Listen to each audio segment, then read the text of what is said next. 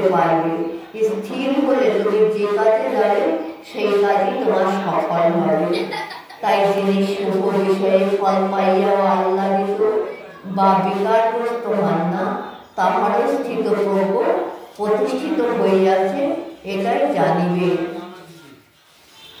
কর্ম যেমন আপন অঙ্গ সকল সংকুচিত করিয়া নিজ দেহের মধ্যে গুটাইয়া লয়, সেই যে ব্যক্তি ইন্দ্রিয় সকলকে বিষয় ভোগ্যবস্তু হইতে ফিরাইয়া আনিতে পারে, তাহারই স্থিতপ্রজ্ঞ হইয়াছে। কেননা জীবের এই যে পঞ্চ ইন্দ্রিয়, তারা লালায়িত সবসময় বাইরের জগতে সুখের দিকে চেয়ে থাকে। তাই সেই ইন্দ্রিয়গুলিকে কি করছে না, অন্তর্জগতে গুটিয়ে নিতে বলছে, অন্তর্মুখী করতে বলছে। অন্তর্মুখী করলে তার বাহিরের লালসা ঘুচে যাবে, সে তখন অন্তর্জগতে অনাদির আদি গোবিন্দের দিকে লক্ষ্য করতে পারবে।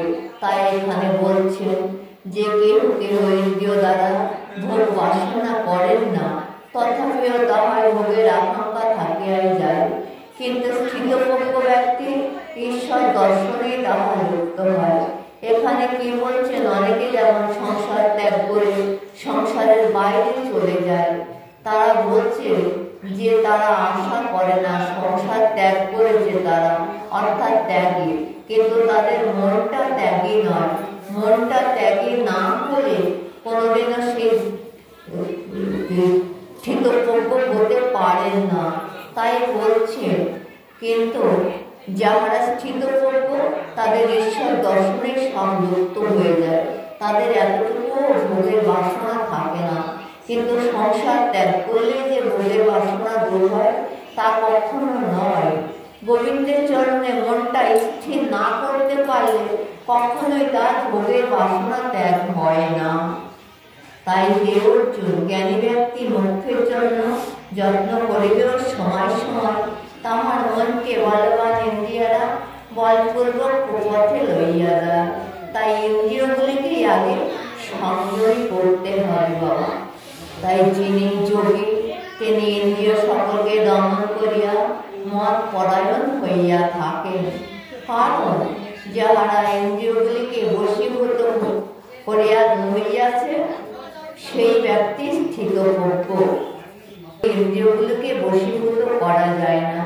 গুরুদেব প্রত্যেকের ঘরে যায় কি করে, বলে মন তোর, বলে ওরে মনটি তোর, অর্থাৎ মন আমার ইন্দ্রিয়ের রাজা।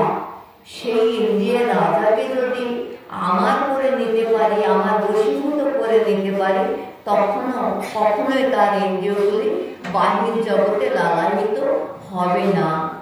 তাই বলছেন, বিষয়ে বিষয়ে চিন্তা করিতে করিতে মানবের মনে সেই আসক্তি জন্মে।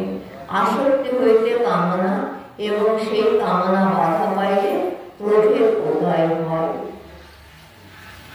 অর্থাৎ এই সংসার জগতে কি বলছেন, বলছে ক্রোধের মতো অপরাধ নেই আর ক্ষমার মতো দান নেই।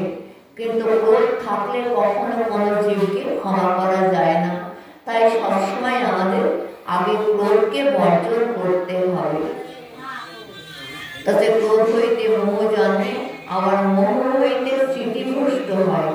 তাহলে ক্রোধের থেকেই মোহ জন্মায়, আর মোহ হইতে স্মৃতিভ্রষ্ট হয়, এবং স্মৃতিভ্রষ্টে বুদ্ধিভ্রষ্ট হয়, এবং বুদ্ধিভ্রষ্টে মানব অধঃপথে নেমে চলে যায়।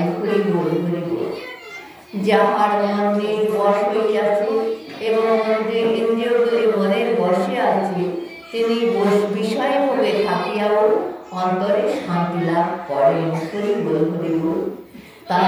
তাই যাহার মন সদাই প্রসন্ন, তাহার সর্বদুঃখের হানি হয় ও অতি শীঘ্রই বুদ্ধি স্থির হয়।